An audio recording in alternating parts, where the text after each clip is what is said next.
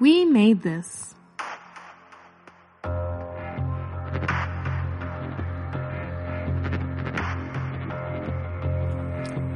Hello, listeners. Welcome to the Gotham University podcast. My name is Mike. And as you know, we do have a Patreon page to help support this show as well as others on the We Made This network. For the price of a nice coffee that isn't from a gas station, you can help support our podcast hosting and production, which keeps the proverbial lights on. For the price of a decent cappuccino, you'll get access to specialty episodes discussing films such as Superman Returns on its 15th anniversary, A Quiet Place Part 2, and more, available only through patreon.com/WeMadeThis. So without further ado, please be advised that this episode of the podcast contains some graphic discussion. So let's get started.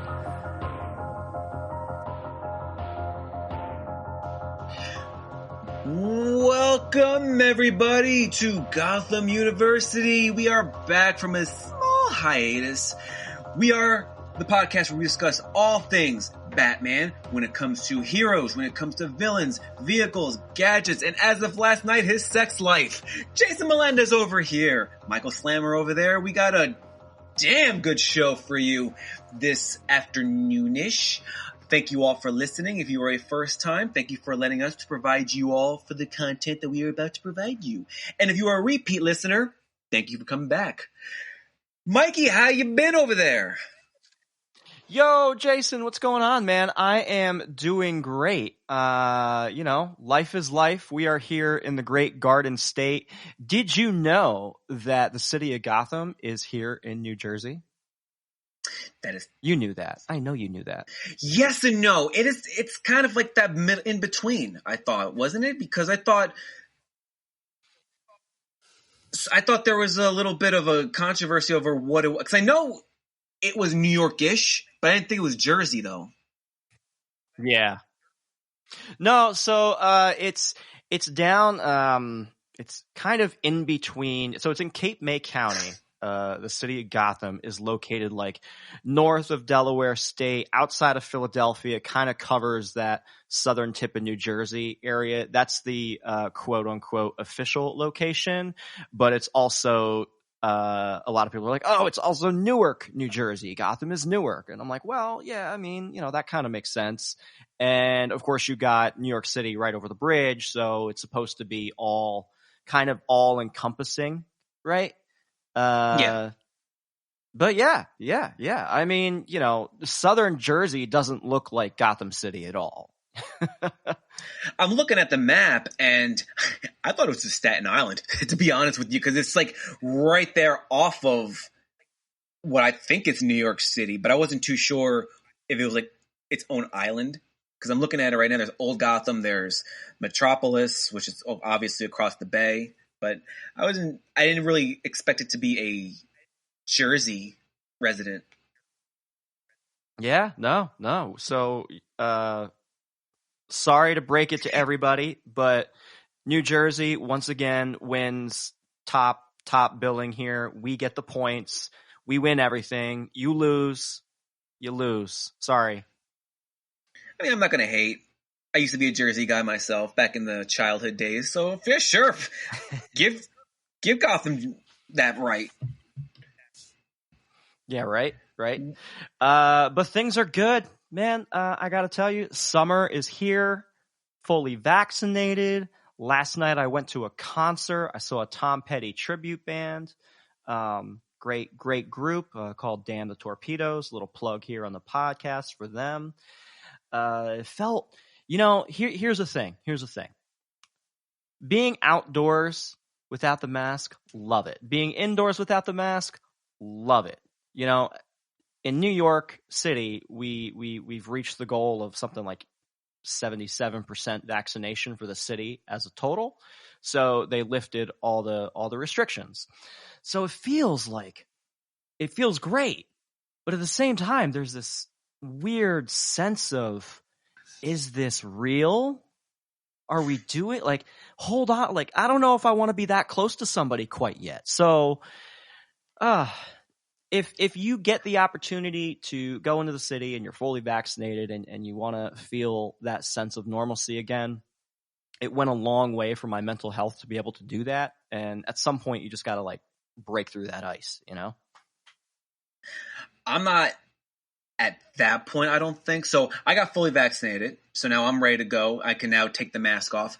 And when I did, the first place I went to was the gym. And going, 15, 16 months of this, of you have to wear a mask everywhere you go, indoors, outdoors, especially in Pennsylvania. Taking the mask off and then walking towards the gym, it felt different. I'm like, am I supposed to do this? And then I stepped into the gym and, you know, everyone doesn't have, well, I'd say 90% of the people there didn't have a mask. And it just felt off. And then from there, I went to do my errands. I ran groceries for the first time. And it just felt odd, you know, going this long without, you know, having, you know, freedom. Not literally, but, you know, facial freedom, so to speak. And yeah. Still not entirely used to it. Not because of the whole, like, do I want to be near you or anything, but it's more like, it just, I don't know, it's just being readjusted to the normal life mentally. It just feels off. Yeah, 100%. 100%. I mean, it feels cool wearing a mask to hide from, to hide from like all the people and to not worry about like, oh, you know, I look like shit today. Yeah, who cares? I'm wearing a mask. And, you know, there's also, you know, all my favorite superheroes wear masks. So I didn't mind so much. You know? One of the weirdest things I had to readjust. Go ahead, Mike. Yeah, I mean, you know, that in between. I feel like everybody is just that in between period of wear the mask, don't wear the mask. But wear it when you're walking in, but then take it off when you're seated, but then put it on when you go to the bathroom, but then you got to take it off when you can sit down. And I don't know. There was a lot of confusions going on with that whole thing. Like, when do I wear it? How do I wear it? At what time do I wear it? You know, do I wear it indoors? Do I wear it outdoors? Like, I mean, there's going to be a lot of political talk about it. Like, oh, this was just a way to silence people. And tell you what, there's a lot of people wearing masks that weren't silent. They were very loud and vocal about their opinions of it. I know. But, I mean, it's just one of those things that we're just going to have to keep learning about even after we're, you know, past the tunnel here. But the one weird thing that I have to readjust myself to doing is when I wear a mask and there's someone who's just being rude or inconsiderate or just outright a jerk, I usually make a facial expression under my mask, and I know they can't see it. They can see it now, and I have to retrain myself to go, oh, now you know I'm mocking you, so I gotta stop doing that. Mental thoughts now.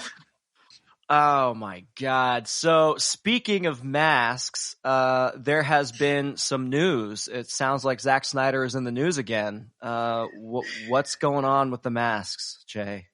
My boy Zack. Just when you thought that the controversy of Zack Snyder was simmering down, he rose back up and just not only blew up the internet, not only broke the internet, he figuratively and probably literally fucked it right back into hysteria with this whole Batman news going on right now.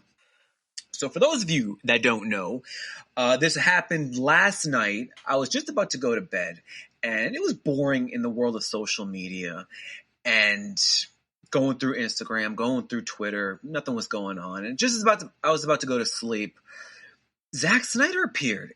And that's not like him to do anything on Twitter. He usually has his own little social media account on Vero, which is not really a huge following there.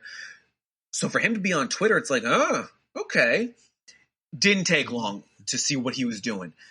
Clicked on his picture, and what it was is Batman performing Cunning on Miss Selena Kyle, a.k.a. Catwoman. And on the caption on the bottom read, Zack Snyder saying, "Canon."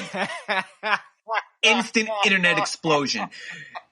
Everyone is talking about this. Now, the reason why everyone is talking about Batman going to downtown on Catwoman is because a couple of weeks, actually last week, The TV show Harley Quinn, fabulous TV show, funny TV show. I recommend if you have HBO Max, give it a listen, give it a watch. It's a great show, funny as hell.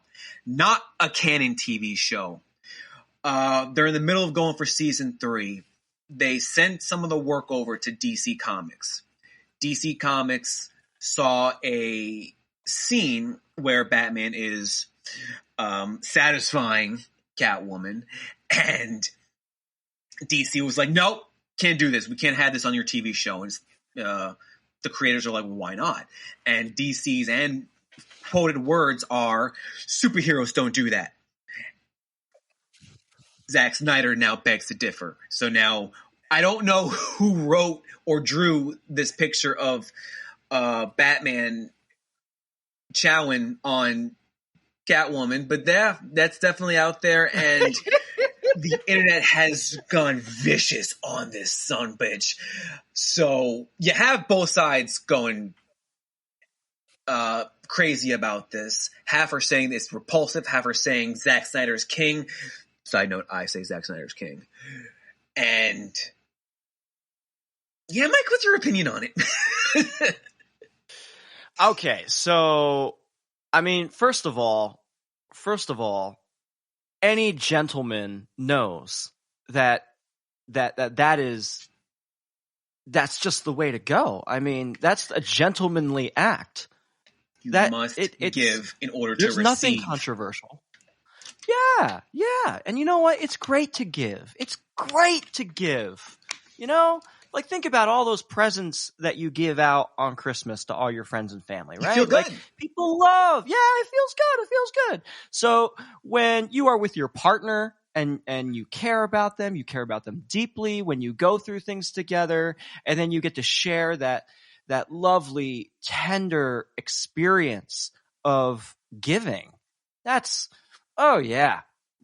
Kudos to Mr. Bruce Wayne. For being a proper gentleman as he was raised to be.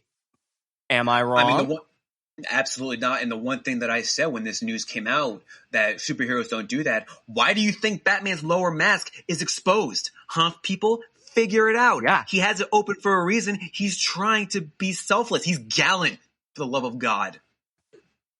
Yeah. I mean, come on now. It's so the actual picture itself is it's hot. I mean, whoever drew this, I hope they get some mad credit. I did see that a number of people are saying that Zack Snyder just went ahead and commissioned the art himself to kind of like drive this a little bit, to have some fun with it. I don't know if that's true or not, but I kind of love that theory. I love the idea that Zack Snyder, who's on the outs with WB, you know, the feud with WB from the Justice League Snyder cut and everything else that's been going down, the David Ayer cut with Suicide Squad, and like he's kicked over a hornet's nest, right? So, and he's got the love of the fans, I feel like. You know, like I really enjoyed his cut of Justice League. I know that critically speaking, the HBO Max release did a great, you know, came out to great reviews. It had great stats. I think it was only just under the finale to Mayor of Easttown, which is, I think, HBO Max's highest rated stream so far. And you know, it didn't crash their servers or anything like that. But Snyder has the pull. He can do these things now, and he's not beholden to any powers that be. And he's got, you know, he's a fan just like the rest of us. Why wouldn't he do something crazy and fun and have a good time? He's got the ability.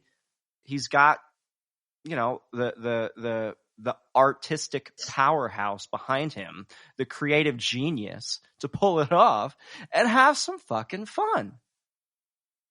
A lot of people are now saying that, I mean, and I agree with you fully, but a lot of people, I guess the negative side of this is that Zack Snyder kind of dug his own grave here, because something like this is not good PR if you're trying to get back good with Warner Brothers. And the assumption is that this stunt here kind of just buried that completely.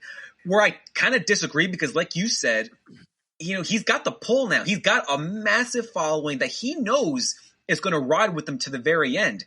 I mean, I myself, I'll openly admit that if this is in fact a cult, sign me the fuck up, because this is one cult that I love since I was a kid. And the fact that this guy brought to life these characters and made it the way it should have been, not the way that Warner Brothers wanted it.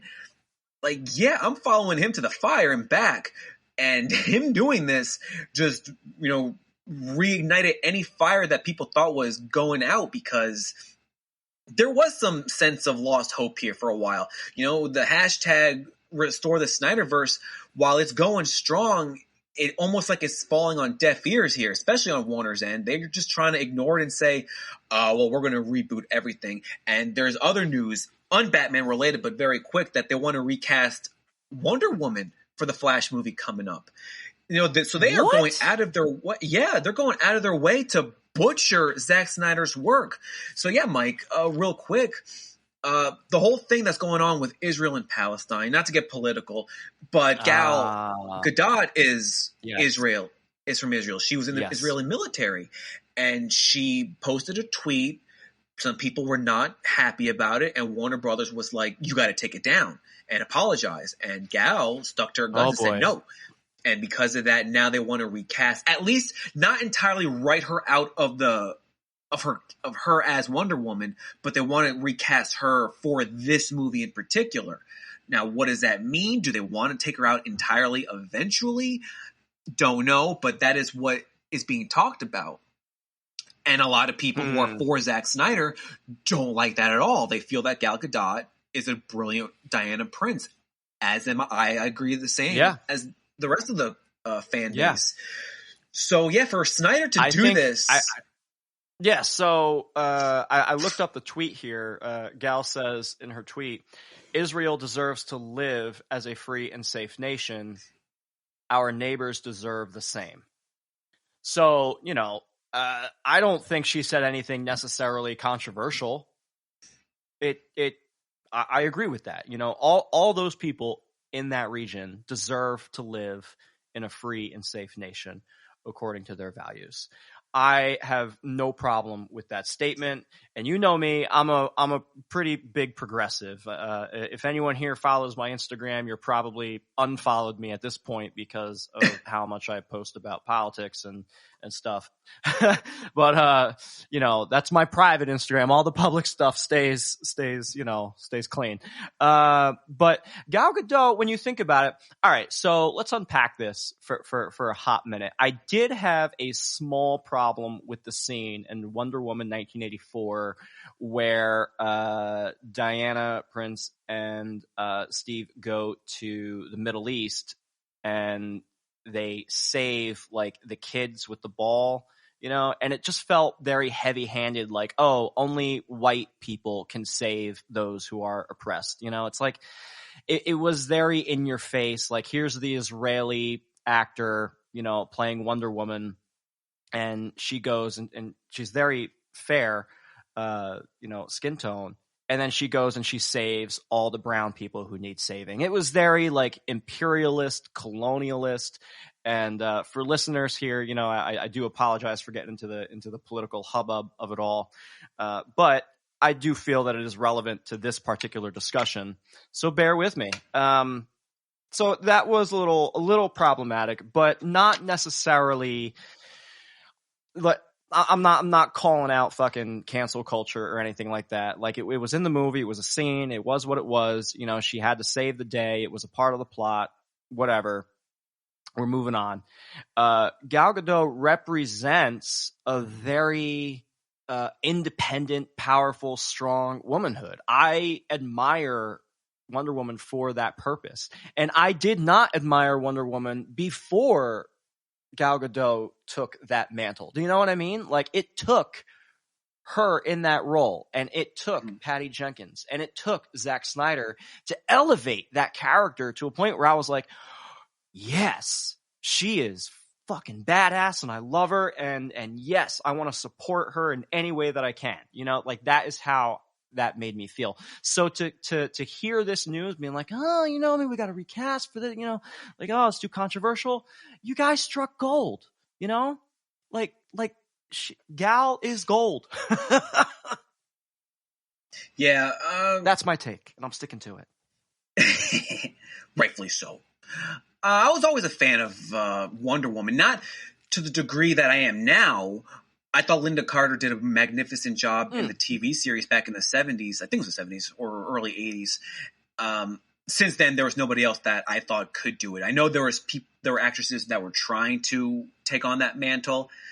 Didn't stick. When Gal got the role, there was a lot of hate on her, body shaming her for not fulfilling the part physically. Proved everyone wrong on that. And her message was just overall perfect. And she's a good person overall. Like, she's not trying to throw another actress out there, and she's not a bad person either, but there are others who were in the Star Wars universe, I'm not going to say names, that said something that was a little controversial that may or may not have got her to deserve the boot. Not going to say names, but we know who we're talking about here. Right. And Gal, she just wants, like what her tweet says, she just wants peace on all fronts. And that's what Wonder Woman is. That's what she is. She embodies just being good, a decent human, a decent Amazon that wants peace within the world, the universe.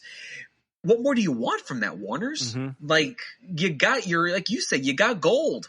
You got what you wanted. You got a franchise that can take you to the moon. I wasn't a fan of 1984 by any means. I mean, it was good, but it can be better. You get that quote? But,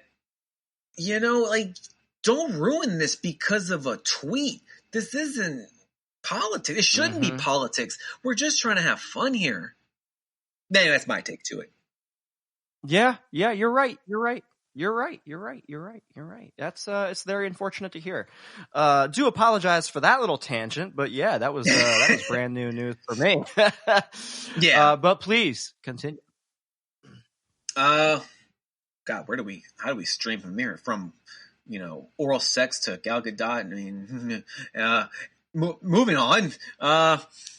Yeah, Zack Snyder kind of lit a huge fire right now, and I think time will tell what this means. I don't know if this means that Zack Snyder is in with Warner Brothers, and if there is in fact talks of restoring the Snyderverse. I don't know if maybe he's already in, and this is just the last fuck you to, corporate.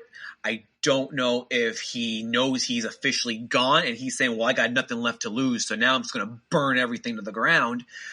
Time will tell, but he's definitely causing a lot of people talking.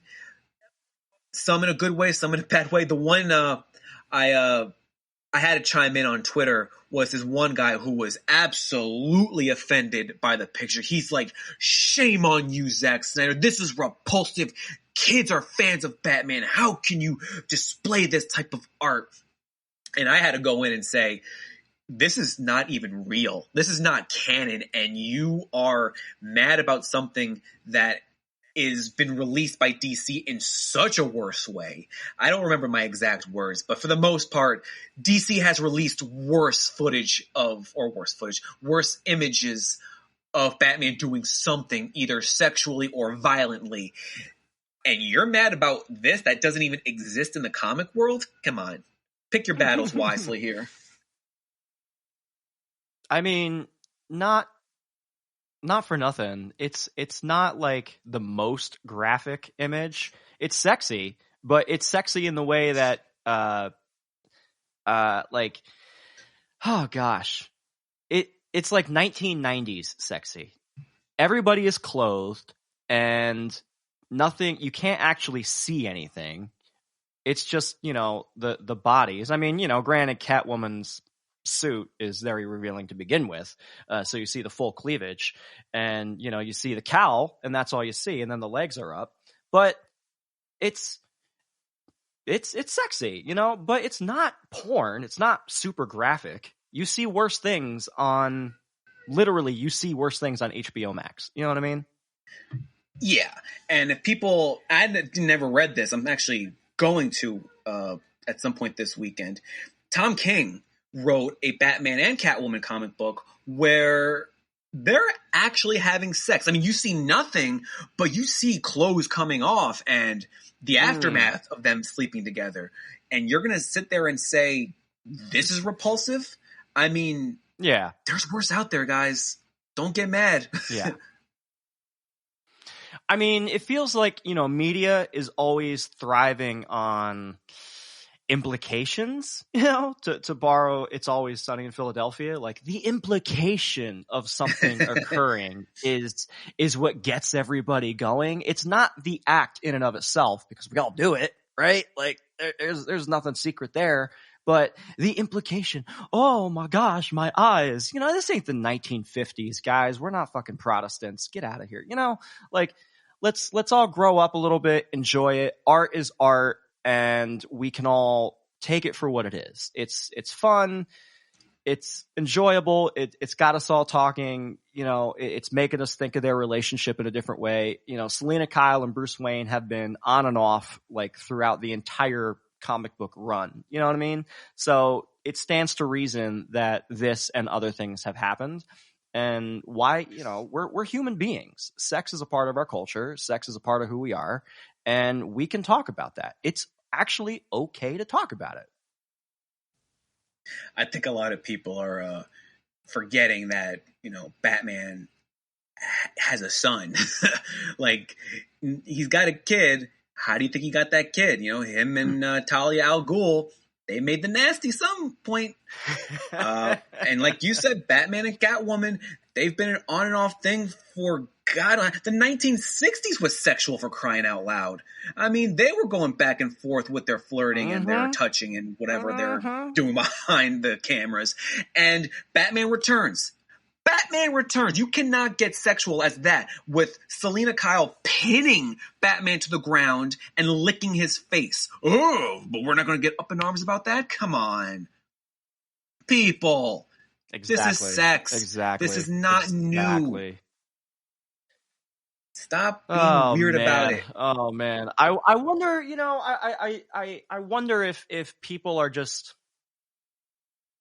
looking for any reason to get upset about something that people like, simply because Zack Snyder's name is attached to it. I think people just want a reason to get all fired up now.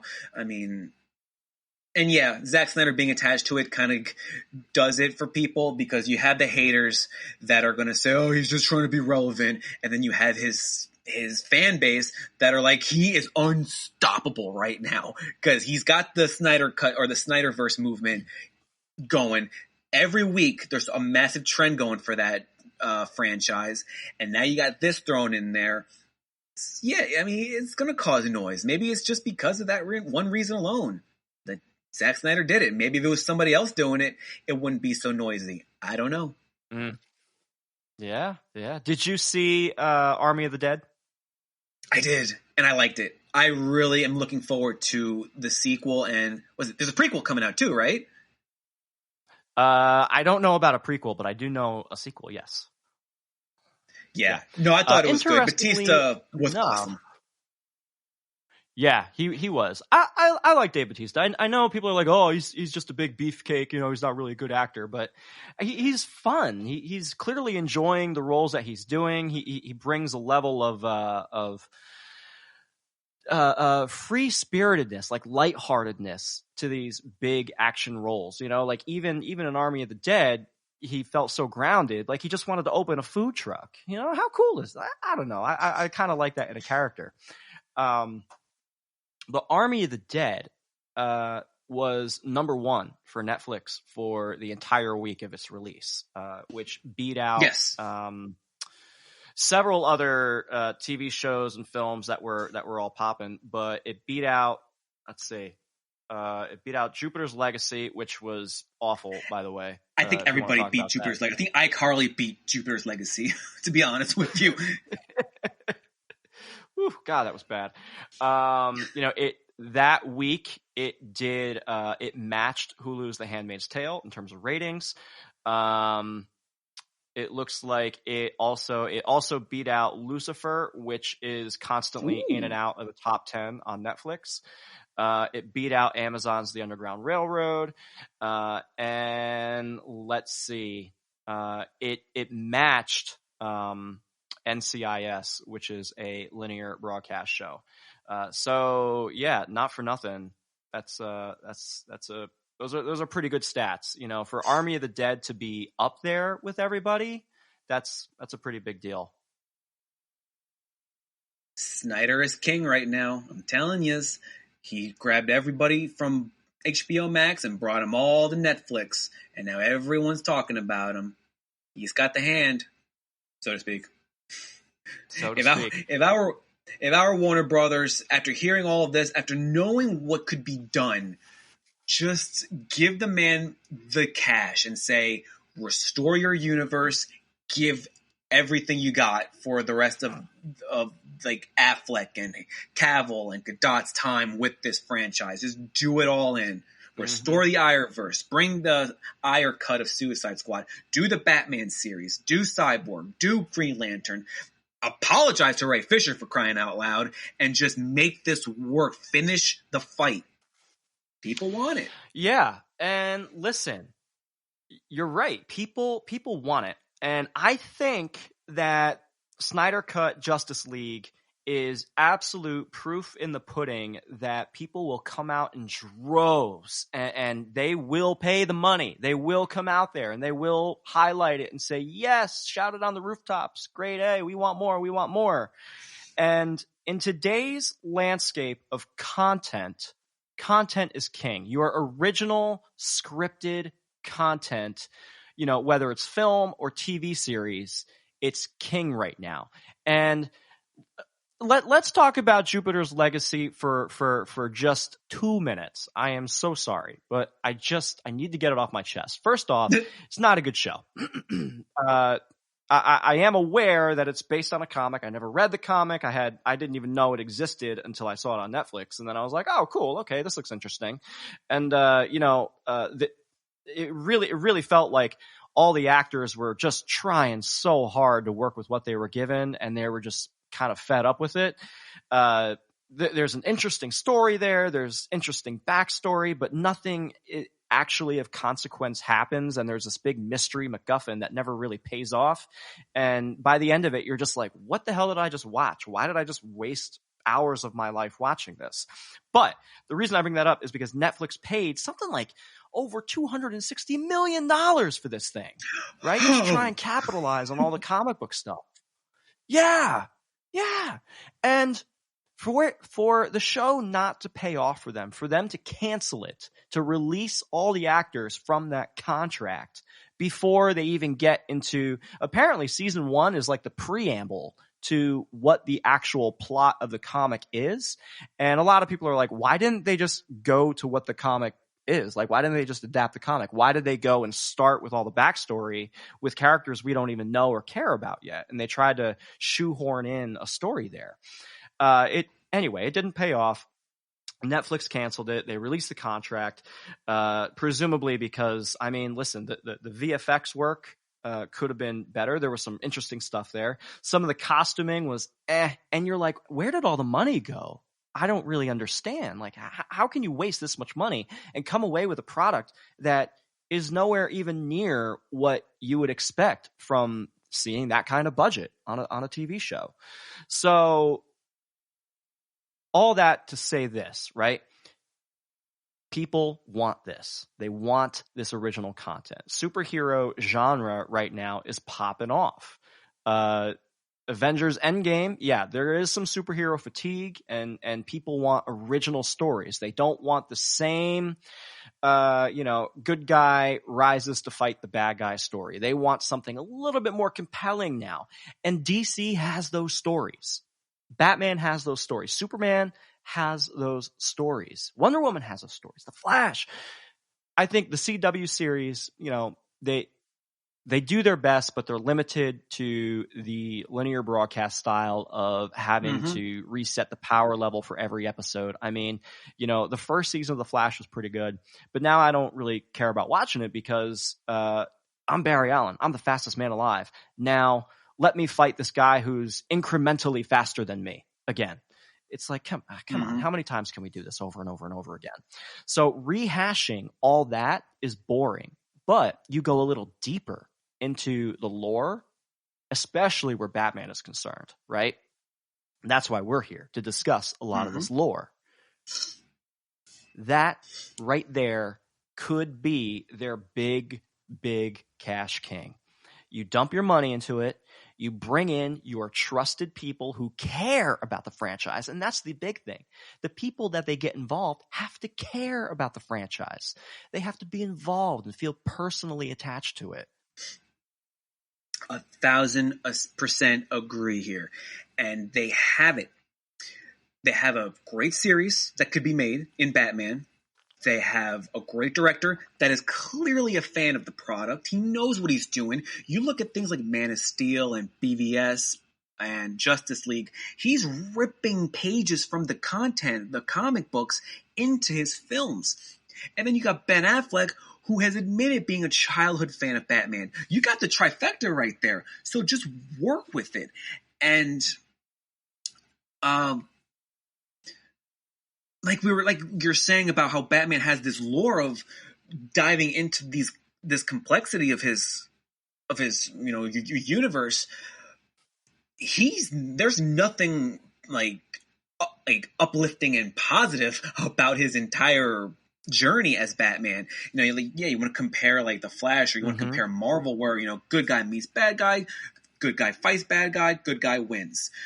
With DC, especially Batman, it's a lot more complex than that. I mean, if they did a miniseries with Batman, you can dive into the whole Red Hood saga. There's a ton of tragedy right there. You and I were doing a live stream of Under the Red Hood a couple of weeks ago, I think a month ago.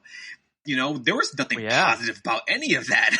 The rumor is that if there was a miniseries, Batman and Deathstroke were going to be involved. Where again, I'm not too familiar with Deathstroke's background, but there's some tragedy in there. And if you played the Arkham games, you have a sneak peek of what you could see in the miniseries. And again, not, black and white. It's not simple where good guy meets bad guy and beats bad guy. It's a lot of diving into the story of both their characters.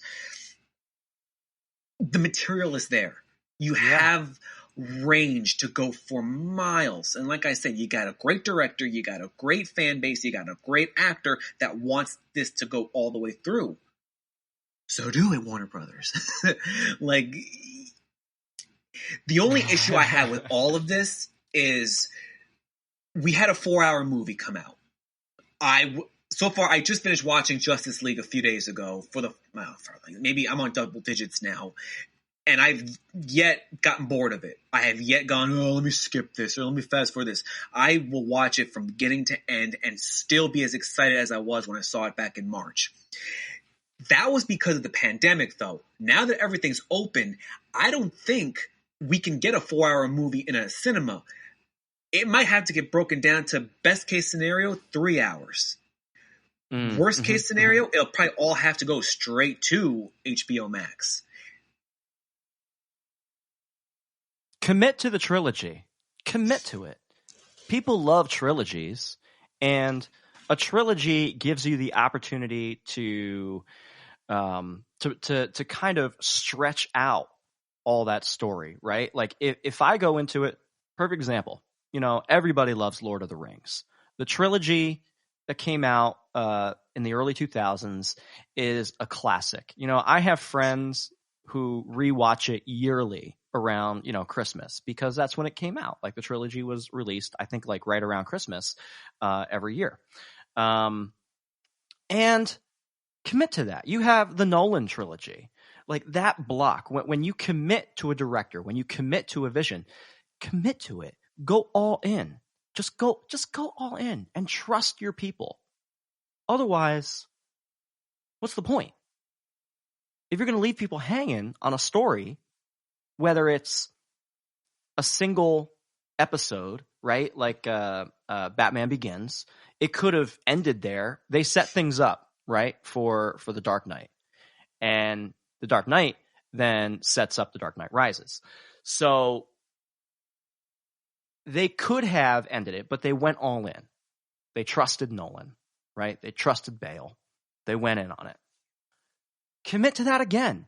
Give me a trilogy. Tell me that, yes, this is this first story. This is coming out 2022. And then the next is coming out 2023. And then the next one's coming out 2024. And just go all in. And you will get people hyped. They'll be talking about it nonstop. And just like with the Nolan trilogy today, people will go back and they will rewatch it religiously because they love it. It's a brilliant way to do business in this kind of landscape, in my opinion. And it's absolutely an opportunity. And I think the Snyder Cut of Justice League has proven that people will sit for a long form scripted show. When one of the best analogies about the Snyder Cut was, I saw it on Reddit, was when they had a picture of Marvel at the end of Avengers, the end credit scene where Thanos show is seen for the first time, and someone posted underneath it, imagine this being the final thing you see, and then Marvel's like, let's reboot everything. That's exactly where Warner Brothers is leaving us with Justice League. Imagine seeing Darkseid and Superman looking at it, staring into each other's eyes, having that epic stare down, and then WB is like, all right, let's recast Henry Cavill.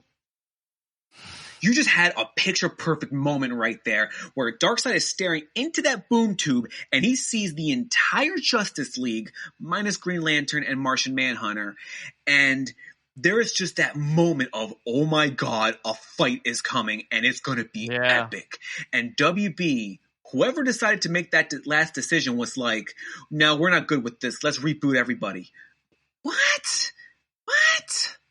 You had gold right there. Henry Cavill staring into Darkseid's eyes with zero fear. He looked at him like, oh, we're going to go down sooner or later. And Darkseid, with that same exact conviction, it was just, to me as a fan, it was chilling. And to say we're going to recast this guy and we're going to reboot this entirely and we're going to cut this actor out from the movie entirely is just a slap in the face for every fan that was looking forward to this franchise. Yeah. And it just goes by saying WB, just, I don't know if they ever had it, but they just don't got it in them anymore. They do not have the testicular fortitude to say we're going all in and we're pushing all the way through. They didn't do it with Tim Burton. They didn't do it with Zack Snyder. And did they do Lord of the Rings? Was Warner Brothers involved? Or was that a different studio? Yeah. Well, it was New Line Cinema that actually did the production, but I think the rights got purchased by Warner Brothers. Oh, they purchased. All right. Let me qualify my. If Warner Brothers had any influence in this, commit like you did with that trilogy. Commit like you do with Harry Potter. Where's the commitment in that? It was too dark. That's too dark. It's where it's supposed to be. Don't be like Marvel. God. Yeah. Well, I mean, it's that old fight against the beast that is Disney. That's what it is. That's what it all comes down to. Everyone wants to capture the Disney magic, and sadly, go ahead. But the problem is that Disney was doing it for 11 years. You can't keep up with Disney. You just got to be innovative. We're not saying reinvent the wheel, just make it look better without having to reinvent it. Yeah. And you don't need to reinvent necessarily because the stories are telling themselves. People know them. People love them.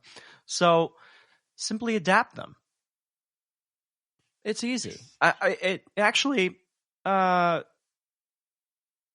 The Long Halloween, you have Harvey Dent, right? And Harvey Dent's origin as Two-Face.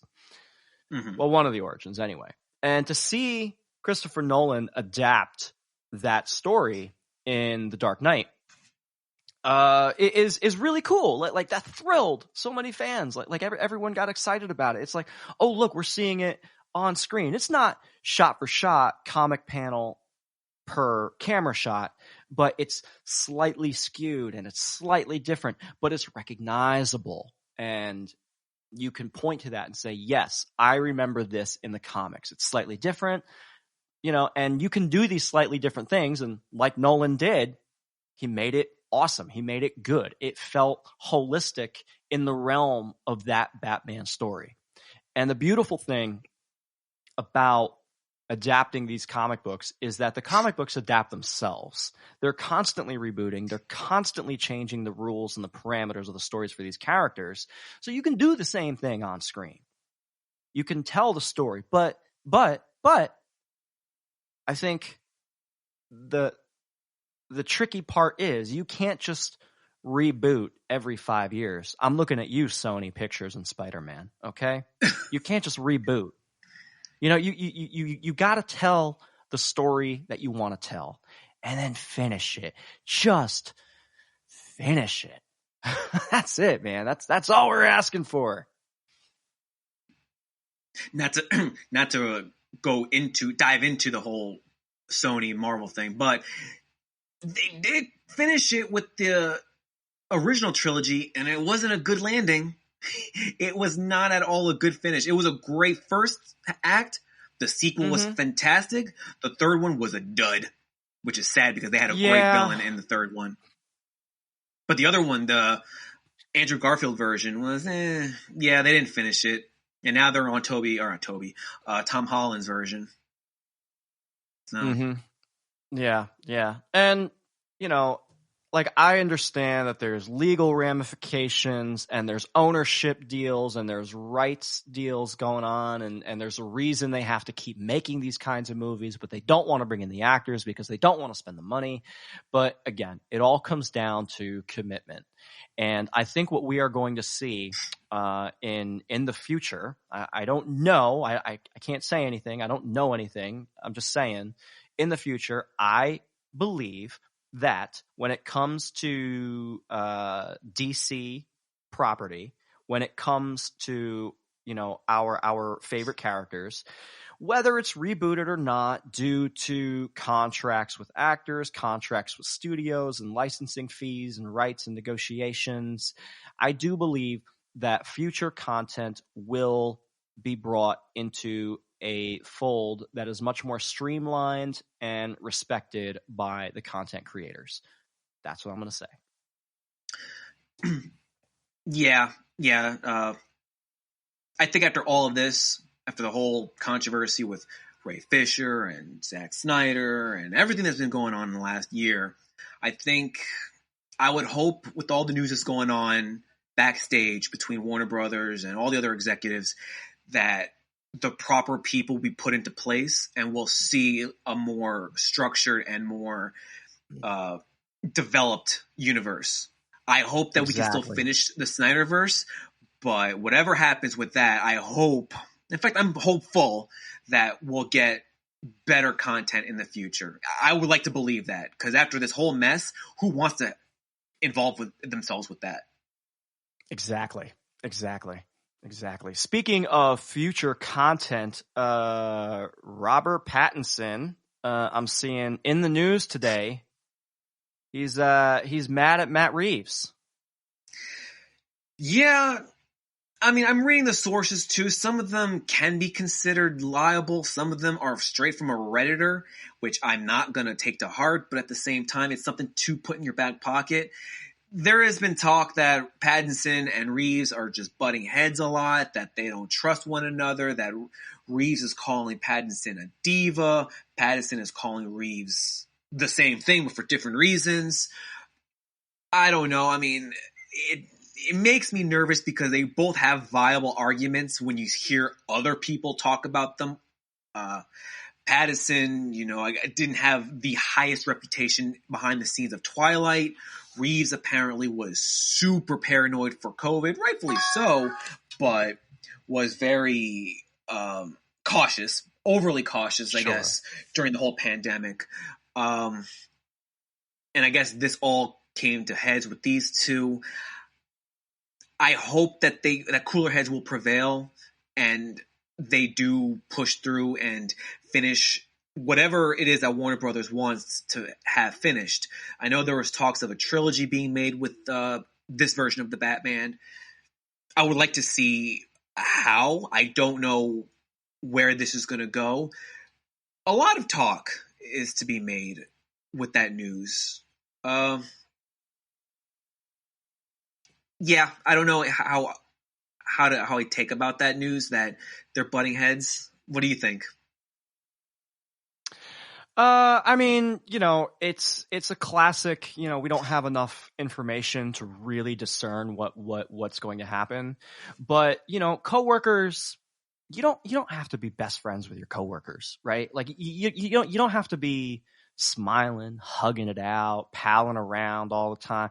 You can have differences. You can argue, as long as they're keeping it civil and respectful on set with each other, then there's no reason they can't be working. You know what I mean?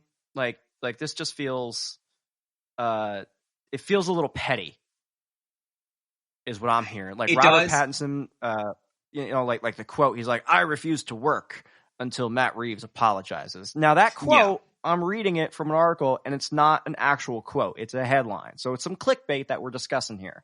Full disclosure. Yeah. It's hard to say, what it is that's going on, but Robert Pattinson is a great actor. Matt Reeves, he's directed Cloverfield, Dawn of Planet of the Apes, War for Planet of the Apes, and he's got countless production credits. So he's no newbie. He's got a good track record. And they've been making this movie. It looks amazing. All the stills that we've seen thus far, the teaser that came out, it looks amazing. So far everyone is pretty hype, right? So, if there is any truth to this rumor, which there probably is, because rumors always stem from some truth, maybe not the whole truth, but I'm sure that they can put it in their own back pockets, like you said, and just move on and make a great movie. Because at the end of the day, it's about the art, right? Like it's about this content that we keep discussing. And if they screw this up, they're both going to get fired. And I don't think either of them want to lose their livelihoods about it. So it's a tricky situation. But as long as they just set their own egos aside, I know we're talking about actors and directors here, so that's a tough one. Maybe it'll go in a positive direction.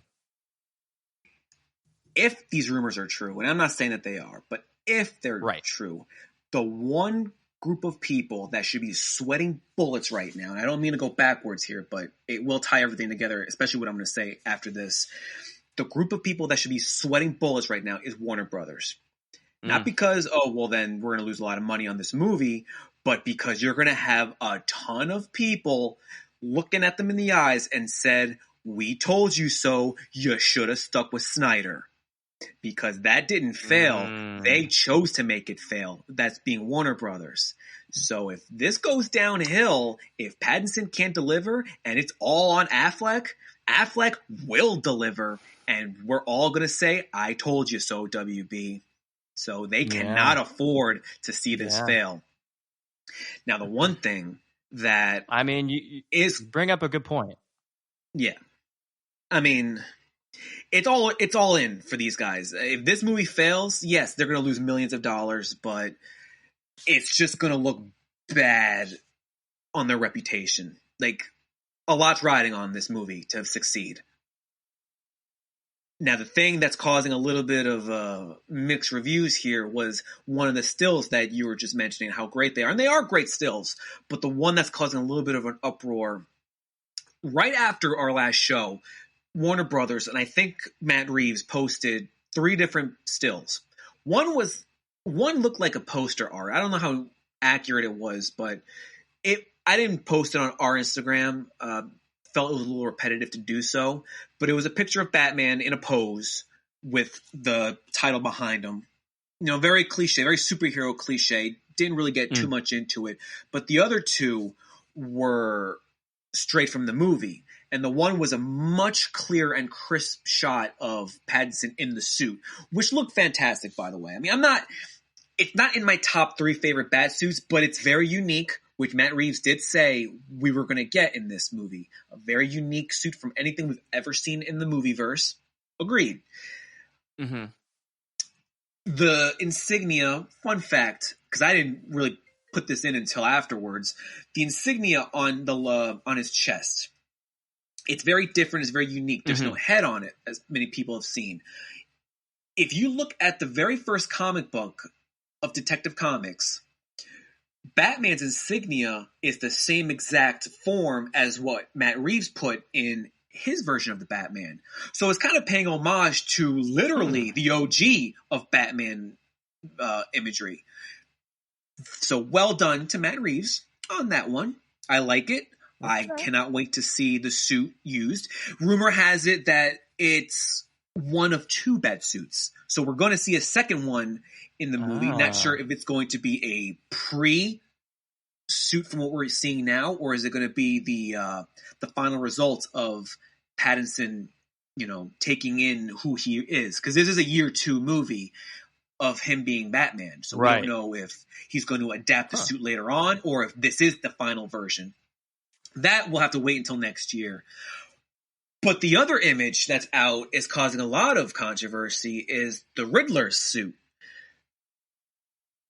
If you look at what it looks like from the imagery, it looks like a combination of Hush and someone from Slipknot.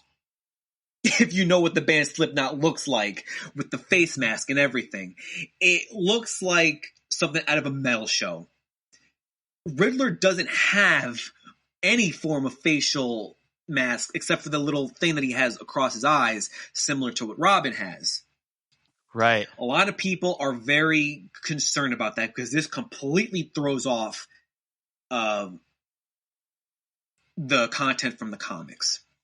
Some are going to defend it and say it's original, get used to it, not everything has to come out of the comics. Others are saying this is completely skewed from what we're used to. What kind of version is this? I'm going to reserve judgment until I see the movie. I am nervous because it reminds me of Hush. Hush is a different villain from the Batman franchise. It gives me a theory that maybe we're going to get Hush down the road if they're going for a trilogy movie. Maybe we're going to be surprised. Maybe there's something that we don't know. I don't know. No one knows. But as far as what we're seeing now in the stills and the trailer, I'm not sure how to feel about it. Because I know one fan, I think it was from Reddit or Twitter, that said that, you can't take everything from the comics. Not everything from the comics is going to make into reality. Agreed. There's a lot of things that you can't fit into reality. But the thing about the Riddler is a lot of people are assuming that zany Jim Carrey jumpsuit that he wore, or from the original version that, what's his name, Frank Gorshin had, the very first Riddler from the TV series, like that's the Riddler suit, that's what he wears. Yeah, but there's also an updated version that the animated series took. There's a version that the guy, Corey Michael, what's his name? Hang on 2 seconds. Corey Michael Smith. He was in the TV show Gotham, portrayed an excellent Riddler. Probably the best Riddler we've ever gotten, animated and live action. It took 3 seasons for him to wear a green suit and for him to acknowledge himself as the Riddler. So it can be done in real time, in the real world. So I don't get why Warner Brothers did what they did with the mask. I don't know why Matt Reeves did what he did with the mask. I'm going to trust it for now. I'm sure there's more to the story behind it. But it is different for sure.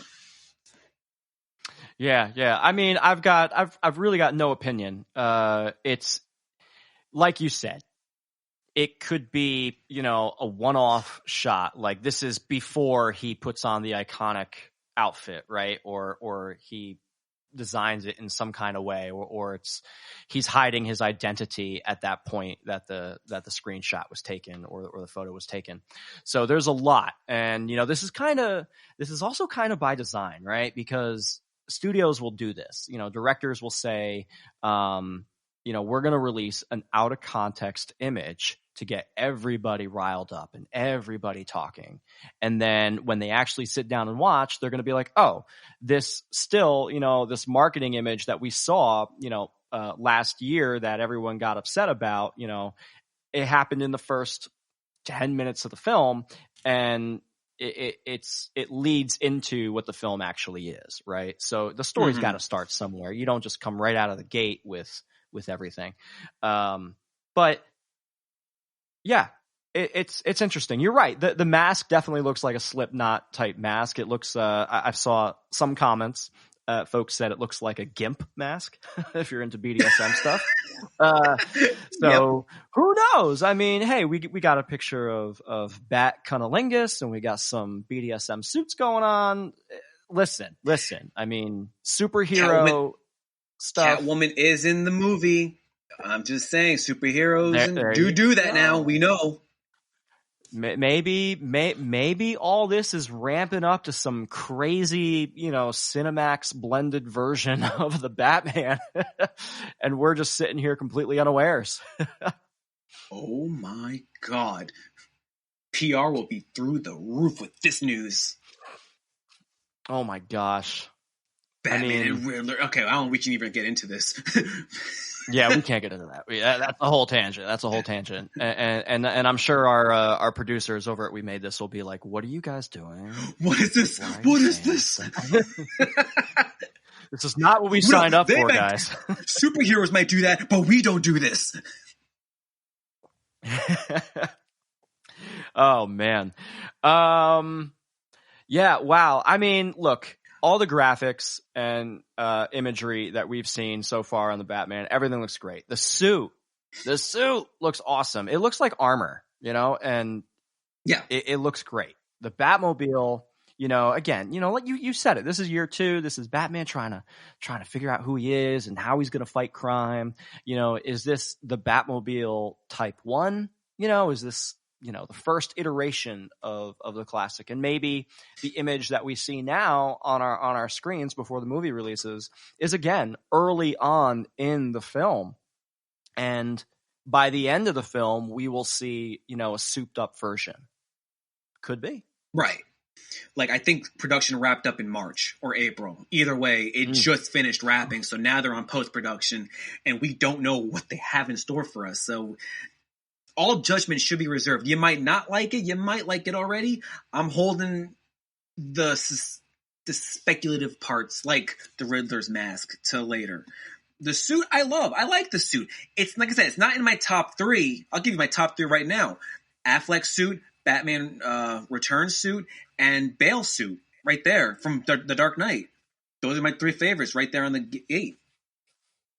Wow. So, yeah. The Dark Knight suit is my personal favorite. I rewatched The Dark Knight Rises over the weekend.